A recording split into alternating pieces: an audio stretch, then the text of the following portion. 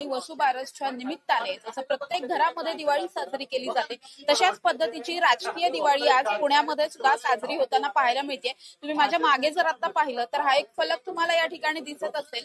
पुण्यामध्ये गेल्या अनेक वर्षांपासून वाडेश्वर कट्टा नावाचा एक राजकीय सर्वपक्षीय उपक्रम राबवला जातो आणि तशाच पद्धतीने आज सुद्धा वाडेश्वर कट्टा आयोजित करण्यात आलेला आहे। आज खास दिवाळी फराळाच्या निमित्तानं सर्वपक्षीय राजकीय नेते भेटतायत आणि सगळेच एकमेकांबरोबर भेटत असताना आपण बघतोय गप्पा गोष्टी होत आहेत, राजकीय विषय सोडून सुद्धा गप्पा मारल्या जात आहेत। आणि आपण इथे जर बघितलं तर एकही पक्ष असं नाहीये ज्या पक्षाचा या ठिकाणी लोगो नाहीये, आयडी नाहीये, सगळे पक्ष आहेत, सगळ्या पक्षांचे नेते आहेत।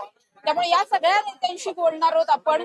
नेमका हा सगळा वाडेश्वर कट्टा आज आपण इकडे भरलेला पाहायला मिळतोय। अर्थात माझ्या बरोबर सगळ्यात पहिल्यांदा काँग्रेसचे शहराध्यक्ष अरविंद शिंदे आहेत। अरविंद शिंदेशी बोलणार आहोत। भाऊ, काय सांगाल, दरवेळेस प्रमाणे वाडेश्वर कट्ट्याला मोठी परंपरा आहे, आजही सगळे पक्ष जमलेत, काही एक दोन नावं चेहरे दिसत नाहीयेत, मात्र तुम्ही सगळे पुणे शहराची संस्कृती जी ज्येष्ठांनी सुरू केली त्याला आम्ही अबाधित राखण्यासाठी सर्व पक्ष इथं भेटत असतो। दिवाळीचा सण साजरा करतो। आपण प्रश्न विचारला, काही विशिष्ट चेहरे दिसत नाही म्हणजे स्पष्टपणे भारतीय जनता पक्षाचे कुणी उपस्थित नाही। मी परत तेच सांगितलं की आपल्या कॅमेऱ्याला घाबरून ते येत नाही। तुम्ही आजकाल आता त्यांना प्रश्न विचारायला लागले, त्यांच्या खुर्ची खाली बॉम्ब लावायला लागले।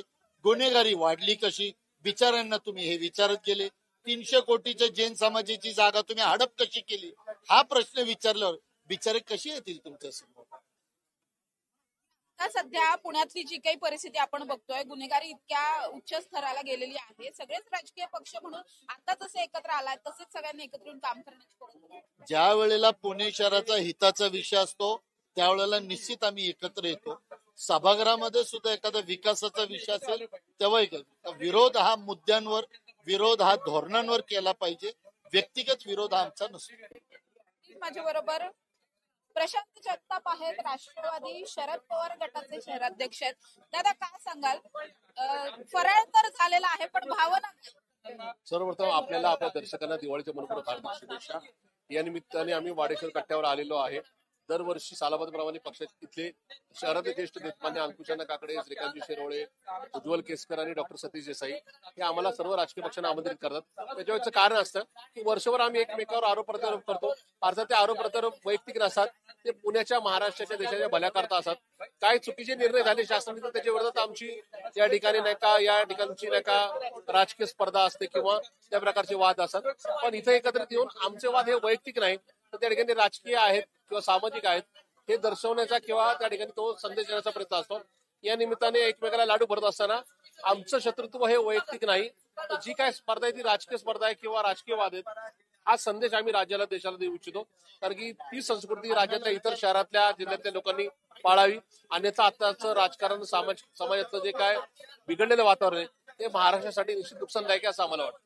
आज विशेष म्हणजे तुमच्यातूनच बाहेर पडलेला एक गट आणि मग नंतर आता पक्ष बनलेला शरद पवार, अजित पवार गटाचे सुद्धा शहर प्रमुख तुमच्या समोर बसलेले आहेत। काय सांगा, त्यांच्यावर जबाबदारी आहे तुमच्यावर? असं आम्ही एकमेकाला लाडू भरवलेत, त्याच्यामध्ये ते जरी वेगळे झाले असले, आम्ही जरी वेगळे झाले असत तरी या ठिकाणी आमचं कुठल्या प्रकारचं शत्रुत्व नाही, हा संदेश आम्ही एकमेकाला दिलाय।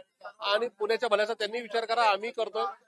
पुण्याच्या भल्यासाठी एकमेकाच्या विरोधात संघर्ष करत असताना तो संघर्ष त्या ठिकाणी राजकीय दुश्मनीमध्ये परावर्तित होणार नाही याची काळजी घेण्याचा संदेश हा एकमेकाला दिला। नक्कीच आपण बघतोय या ठिकाणी अनेक नेते खरं तर या ठिकाणी दाखल झालेले आहेत आणि या सगळ्याच नेत्यांबरोबर हा राजकीय फराळ जो आहे तो साजरा केला जातो। माझ्या बरोबर शिंदे गटाचे शहर प्रमुख नाना भानगिरे आहेत। नाना, काय सांगाल, तुमचे मित्र पक्ष आलेले नाहीयेत मात्र तुम्ही ही जी काही परंपरा आहे ती जपलेली पाहिजे? बघा, सर्वात प्रथम मी तुम्हाला तुमच्या चॅनेलच्या माध्यमातून सर्व नागरिकांना, पुणेकरांना दिवाळीच्या खूप खूप शुभेच्छा देतो। आपल्याला माहिती की पुणे शहर एक सांस्कृतिक शहर आहे आणि सांस्कृतिक जपण्याचं काम या ठिकाणी आदरणीय अण्णांनी या ठिकाणी चालू ठेवलेलं आहे। गेल्या अनेक वर्षांची जी परंपरा आहे वाडेश्वर कट्ट्यावरची, त्या वाडेश्वर कट्ट्यावर अण्णा आणि त्यांचे सर्व सहकारी सर्व पक्षाच्या अध्यक्षांना, नेत्यांना या ठिकाणी बोलवत असतात।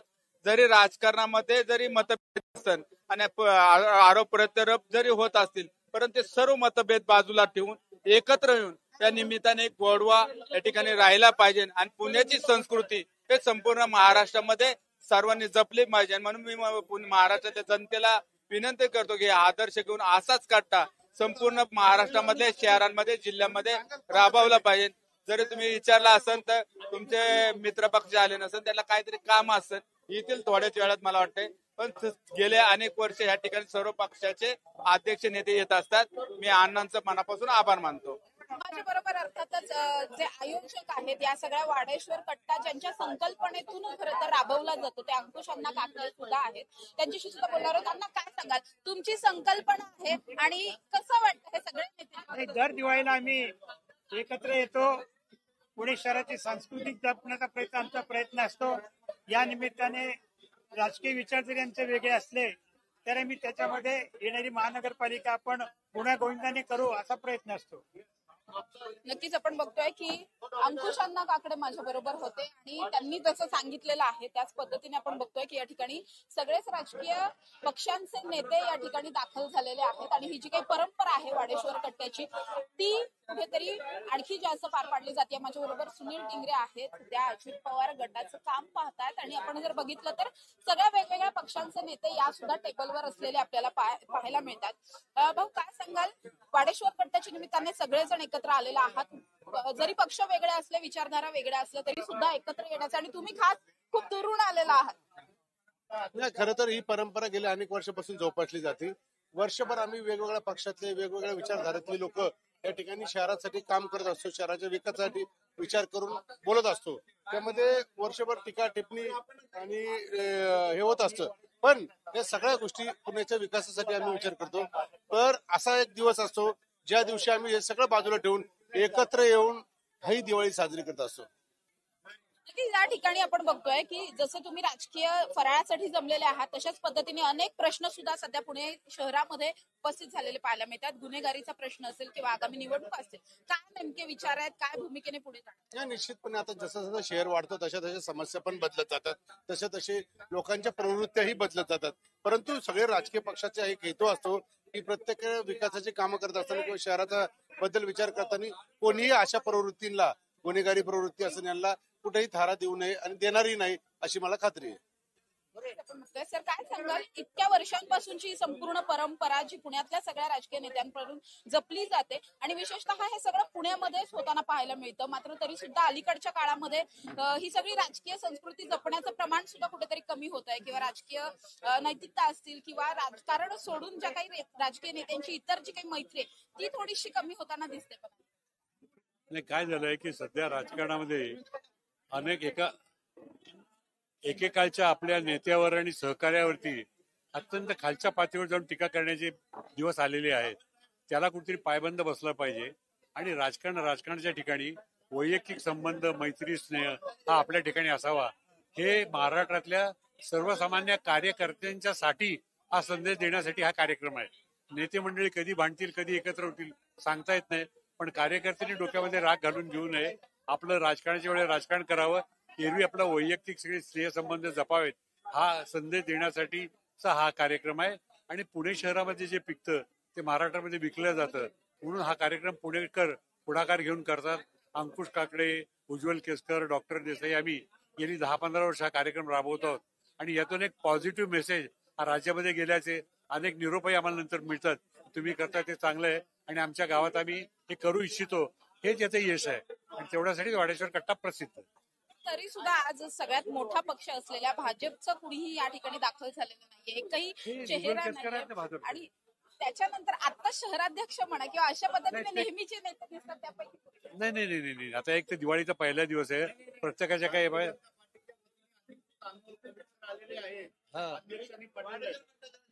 नाही आणि असे अनेक कार्यक्रम आहेत, वेगवेगळ्या ठिकाणी जावं लागतं, त्यामुळे ते आपले प्रतिनिधी विभागून पाठवतात. त्यापैकी आमच्याकडे आलेले आहेत सगळ्या पक्षाचे लोक आहेत. नक्कीच आपण बघतोय भाजपचे रिप्रेझेंटेटिव्ह म्हणून नक्कीच या ठिकाणी अमोल कविटकर या ठिकाणी दाखल झाले. त्यांचे मुख्य नेते नेमके का आले नाहीये त्यांच्याकडून जाणून घेणार. काय सांगाल अमोल सर, तुम्ही स्वतः आलेला आहात, मात्र शहराध्यक्ष किंवा एकही आमदार पुण्यातले कुणी दाखल? मला बाकी माहित नाही, पण मी अंकुश अण्णांच्या निमंत्रणावरून आलोय. पुण्याची संस्कृती आहे, निवडणूक असो किंवा असे काही सण असो, राजकीय मतभेद असतील मात्र मनभेद कधीच पुण्यामध्ये नसतात. मी स्वतः पत्रकारितेमध्ये होतो हे आणि मी अनेक वर्ष अनुभवलेलं आहे. आणि आता राजकारणात सुद्धा तेच अनुभवायला मिळतंय. सगळ्यांना दिवाळीच्या शुभेच्छा. सर काय सांगाल, इतक्या वर्षांपासून तुम्ही स्वतः सुद्धा या सगळ्या संकल्पनेमध्ये सहभागी होतात.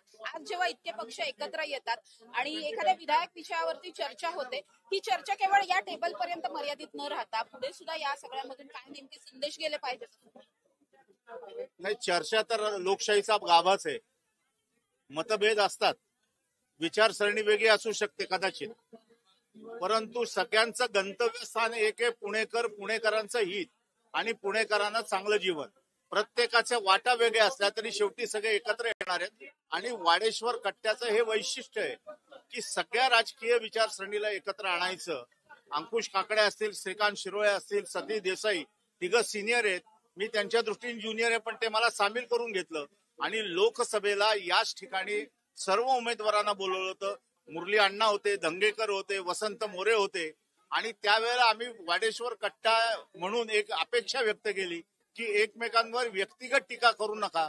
आणि मला सांगायला आनंद होतो की तिन्ही उमेदवारांनी ही बाब पाहिली आणि व्यक्तिगत टीका केली नाही. तुम्ही विचारसरणीचे तुमचे भांडण आहे ते चालू ठेवा, पण वैयक्तिक टीका करू नका. वाडेश्वर कट्टा हे एक प्लॅटफॉर्म असा आहे की सर्वांना एकत्र आणणारं, कारण याच्यामध्ये कुणाला राजकीय महत्वाकांक्षा नाही, कुणाला काही या शहराचं हित व्हायला पाहिजे आणि या शहराने आम्हाला खूप दिलंय. आता आमची वेळ या शहराला नेण्याची अशी भावना आहे. काय सध्याचे पुण्यातले महत्वाचे मुद्दे असे वाटतात की महानगरपालिका निवडणुकांच्या अनुषंगाने सगळ्याच लोकप्रतिनिधींनी विचारात घ्यायला? सगळ्यात महत्वाचं म्हणजे सार्वजनिक वाहतूक व्यवस्था. सार्वजनिक वाहतूक व्यवस्था पूर्णपणे कोलमडली आहे. आपण PMPML केली, कंपनी केली, PCMT आणि PMP यांचं एकत्रीकरण केलं. ते करताना असं सांगितलं होतं की राजकीय हस्तक्षेपापासून लांब राहिली तर फायदा होईल, पण दुर्दैवाने पुणे महानगरपालिका, पिंपरी चिंचवड महानगरपालिका आणि PMRDA यांना दरवर्षी 900 कोटी रुपये संचलनातली तूट भरून काढण्यासाठी द्यावे लागतात. त्याचा कुठेतरी फेरविचार व्हायला पाहिजे. नक्कीच आपण बघतोय या ठिकाणी अनेक महत्वाच्या विषयांवरती चर्चा सुद्धा केली जाते. त्याचबरोबर आपण जर बघितलं इतके नेते दाखल झालेले आहेत आणि या सगळ्याच नेत्यांबरोबर कुठेतरी बोलण्याचा प्रयत्न आपण करणार आहोत. खरं तर ही सगळी केवळ राजकीय व्यासपीठ हे नाहीये, मात्र या सगळ्याच वाडेश्वर कट्ट्याला खूप मोठा वैचारिक इतिहास सुद्धा लाभलेला आहे. मात्र आता जर आपण बघितलं तर काही महत्वाचे चेहरे या ठिकाणी अजूनही दाखल न झाल्याचं पाहायला मिळत आहे. त्यामुळे हे मुख्य चेहरे या ठिकाणी का नाहीत हा प्रश्न खरं तर सगळ्यांना पडलाय. ज्यामध्ये महत्वाचं म्हणजे भाजपच्या आमदारांपैकी या ठिकाणी कुणी आलेले नाहीये किंवा रवींद्र धंगेकर जे खतर गेल्या अनेक दिवसांपासून विविध विषयांवरती बोलताना पाहायला मिळतात, तर रवींद्र धंगेकर सुद्धा या ठिकाणी दाखल झालेले नाहीयेत. त्यामुळे त्या सगळ्यांचं कुठेतरी चर्चा सुद्धा या ठिकाणी दबक्या आवाजात सुरू असलेली पाहायला मिळते की वाडेश्वर कट्ट्याला हे नेते नेमके का आलेले नाहीत. त्यामुळे माझ्याबरोबर खरं तर आता आपचे नेते आहेत, आपण त्यांच्याशी सुद्धा बोलणार आहोत. सर काय सांगाल, वाडेश्वर कट्टा हा खूप मोठा इतिहास असलेला खरं तर आपण म्हणू शकतो, अशा पद्धतीने हा कट्टा भरवला जातो आणि आता आप भारतात महाराष्ट्रामध्ये आप जेव्हापासून उभं राहिलं त्याच्यानंतरचं म्हणजे तुम्ही फार कमी वेळा या सगळ्यामध्ये सहभागी झालेले आहात, मग तुमच्या या सगळ्या कट्ट्याबद्दलच्या भावना? माझा तर पहिल्यांदाच आलोय मी या कट्ट्यावर. शहराचा अध्यक्ष झाल्यानंतर पहिल्यांदा आलोय मी. तर मला असं वाटतं की जे आमच्या वरिष्ठांनी जी ज्येष्ठांना चालू केलेली जी परंपरा आहे, सगळ्यांनी एकत्र यायला पाहिजे, दिवाळी साजरी केली पाहिजे, खूप चांगला उपक्रम म्हणता येईल मला. तो जपण्याचं आम्ही काम केलेलं आहे, तसंच पुढे चालला पाहिजे. एरवी तर सगळ्यांचे विचार वेगळे आहेत, वेगवेगळ्या पद्धतीने लढतो आम्ही. याच्या बाहेर गेलं की परत चालू होईल ते सगळं उन्हा धुणं. पण सगळ्यात तिथं विचित्र आज मला काय दिसतंय की भारतीय जनता पार्टी कुणीच आलेलं नाही आज. म्हणजे जे पुण्याचं गुन्हेगारीकरण झालेलं आहे सगळीकडे, जमिनी लाटल्या चालल्या, भ्रष्टाचार मोठ्या प्रमाणात आहे. पुण्यात थोडा पाऊस पडला तर रस्त्यावर पाणी असतंय. त्याला फेस केलं पाहिजे भारतीय जनता पार्टीनं. आता भारतीय जनता पार्टीला तसा विचार राहिलेलाच नाही. कुणालाही बरोबर घेतात, कुणालाही तोडतात, कुणालाही भेटतात, ज्याच्यावर आरोप केले त्याच्यावर बसतात. विचारहीन पक्ष झालेला आहे पुणे शहरात, तर तेच बघतोय. त्यामुळे भाजप या ठिकाणी, त्यामुळेच भाजप फेस काय करणार, कोणत्या मुद्द्यावर लढणार, कॅमेरावर. तसं तर त्यांचा पंतप्रधान देशाचा आता जवळपास 12 वर्ष झाले एक पत्रकार परिषद घेतलेली नाही. ती संस्कृती पुण्यातल्या त्यांच्या कार्यकर्त्यांनी जपली असंच म्हणता येतं. या ठिकाणी आपण जर बघितलं तर भाजपचे कुणीही मुख्य चेहरे या ठिकाणी दाखल झाले नाहीत आणि त्याचा कुठेतरी परिणाम या सगळ्यावरती होताना पाहायला मिळतो. माझ्या बरोबर गजानन थरकुडे. भाऊ, काय सांगाल? तुमचा पूर्वीचा युतीतला मित्रपक्ष असलेला भाजप या ठिकाणी नाही दिसत नाही. याचा अर्थ असा आहे की या संस्कृतीमध्ये देखील ते बसत नाहीयेत. कारण पुणे शहराची एक संस्कृती आहे की सणासुदीला सर्वांनी एकत्र आलं पाहिजे, पण कदाचित ते मीडियाला घाबरून इथं आलेले नाहीयेत. कारण आज पुणे शहराचा विषय ज्या कोथरूडपासून सुरुवात झालेली आहे, त्या कोथरूडमध्ये एक मंत्री आहे, एक केंद्रीय मंत्री आहे, एक कॅबिनेट मंत्री आहे, एक खासदार आहे आणि दांडियासारख्या खेळासाठी बंद पाडायला एखादा खासदार रस्त्यावर उतरतो. पण एवढ्या मोठ्या विषयासाठी आज कोणी बोलत नाहीये. याचं खऱ्या अर्थानं आम्हाला कोथरूडकरांचं दुर्दैव म्हणायला पाहिजे. त्याच्या कोथरूडचं नाव आज पुणे शहरामध्ये एक वेगळ्या उंचीवर घ्यायला पाहिजे होतं. म्हणजे मी आठवण करून देईन की ज्या कोथरूडचं नाव ग्रीनिज बुक ऑफ वर्ल्ड रेकॉर्डमध्ये माननीय शशिकांत सुतारांनी नेलं. ग्रीनिज बुक रेकॉर्डमध्ये नाव नेणारे आमदार आणि मंत्री कोण असतील ते शशिकांत सुतार आहेत. आणि आज कोथरूडचं नाव कोणत्या थराला गेलेलं आहे यांनी विचार करावा. आज पुणे शहरामध्ये सगळ्यात जास्त सत्ता केंद्र हे कोथरूडमध्ये आहे. तर आमची एक विनंती आहे की या दिवाळीच्या माध्यमातून त्या सर्वांना आम्ही शुभेच्छा देतो आणि त्यांनी अतिशय चांगल्या पद्धतीने पुणे शहराचा नावाचा लौकिक पुन्हा मिळून देण्यासाठी प्रयत्न करावेत. नक्कीच आपण बघतोय भाजपचे नेते या ठिकाणी नसल्यामुळे कुठेतरी टीका होताना पाहायला मिळते. पण आता जर आपण बघितलं तर या ठिकाणी खूप नेते जे आहेत ते बोलताना पाहायला मिळतात. माझ्या बरोबर सुभाष जगताप आहेत. भाऊ, काय सांगाल? तुम्ही सुद्धा या ठिकाणी दाखल झाले होतात आणि अगदीच तुमचे सध्याचे राजकीय विरोधक असलेल्या टेबलवर बसलेला. बरोबर आहे. आता आमचे पुणे शहराची संस्कृती आहे, जरी तुमचे राजकीय मतभेद असले तरी मनभेद नसतात आमचे. त्याच्यामुळे आम्ही सगळे विरोधक जरी असलो एकमेकांचे, आमच्या महायुतीतले जरी असलो तरी आम्ही इथं गोड तोंड करण्यासाठी आलोय. दिवाळीचा संदेश पुणेकरांना, त्यांची सगळ्यांची दिवाळी गोड जावी हा संदेश तुमच्या माध्यमातून देण्यासाठीच आम्ही इथं आलेलो आहोत. मित्र पक्षांना काहीतरी अडचण असेल, त्यांना काय अडचण आहे मला माहित नाही, परंतु त्यांनी यायला पाहिजे होतं. जर इतर सगळे आले तर त्यांनी यायला पाहिजे होतं किंवा त्यांचा प्रतिनिधी म्हणून कोणातरी पाठवायला पाहिजे होतं. निगेटिव्ह जातोय, बरोबर आहे, तुमच्या मताशी मी सहमत आहे, पण त्यांची काहीतरी अडचण असेल ना, ते आले नाहीत म्हणजे. नक्कीच आपण बघतोय खरं तर या ठिकाणी भाजपचे एकही नेता या ठिकाणी दाखल नाहीये. जे मुख्य चेहरे आहेत ते सगळे आमदार आहेत, त्यांच्यापैकी या ठिकाणी कोणीही आलेलं नाही. त्यामुळेच कुठेतरी या सगळ्यामध्ये मोठ्या प्रमाणात टीका जी आहे ती केली जाते. खरं तर या कट्ट्यावरती तशा पद्धतीने टीका ही कधी होत नसते, मात्र तरी सुद्धा अशा पद्धतीची टीका जी आहे ती होतीच आहे. अजूनही आपण बघितलं तर इतके नेते जरी या ठिकाणी असले तरी सुद्धा भाजप नसल्याची खंत ही वारंवार या ठिकाणी व्यक्त केली जाते. आणि आता जरी आपण बघितलं तर या ठिकाणी गुन्हेगारी असेल किंवा वाढती रहदारी असेल, ट्रॅफिक असेल, या सगळ्या विषयांवरती चर्चा करणं किती गरजेचं आहे हे सुद्धा सांगितलं जात आहे. आणि तशाच अनुषंगाने सध्या चर्चा या ठिकाणी सुद्धा रंगलेली आपल्याला पाहायला मिळते. अगदी ज्येष्ठ पत्रकार सुद्धा या ठिकाणी दाखल आहेत, ज्यांनी पूर्वीपासून या ठिकाणी वार्तांकन केलेलं आहे. विविध वृत्तपत्रांसाठी असेल, विविध न्यूज चॅनल्ससाठी असेल, तसे सगळे पत्रकार सुद्धा दाखल झालेले आहेत आणि त्या सगळ्यांच्याच माध्यमातून ही चर्चा कुठेतरी घडवली जाते.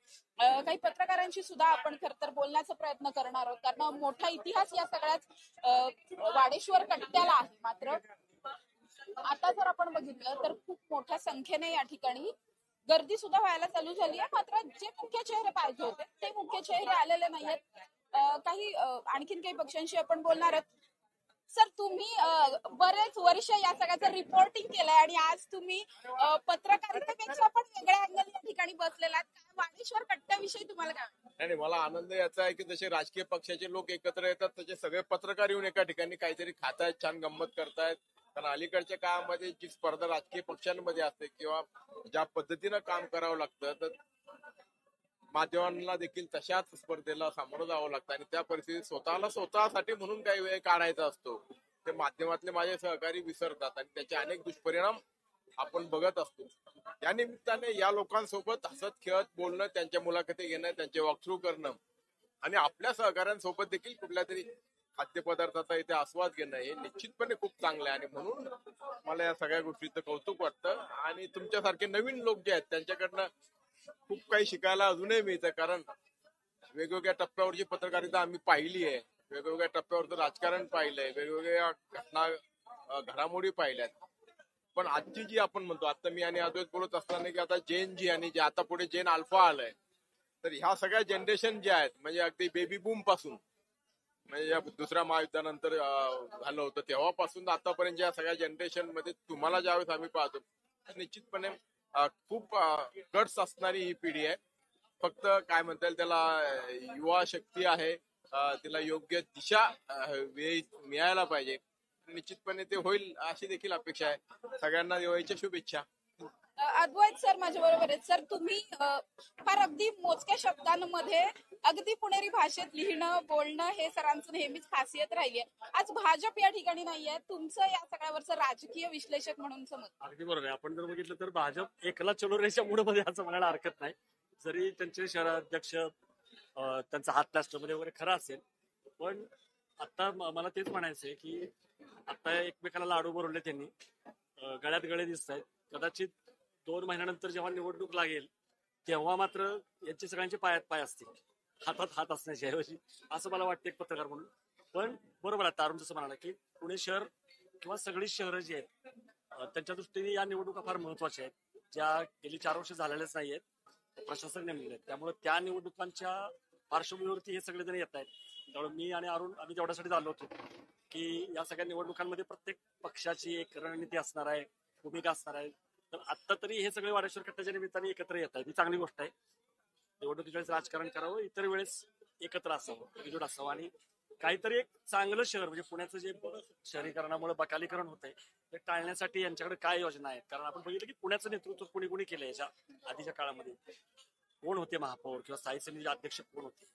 जसं अरुण म्हणाला की पिढ्या आहेत. म्हणजे किती जणांना माहिती आहे की आचार्य अत्रेंनी पीएमपी बस सुरू केली होती इथं पुण्यामध्ये. इतके लोक होऊन गेलेले आहेत, नागगोरे सारखे असतील, एस एम जोशी सारखे असतील किंवा बॅरिस्टर गाडगे वगैरे. प्रत्येकाचा एक काळ होता.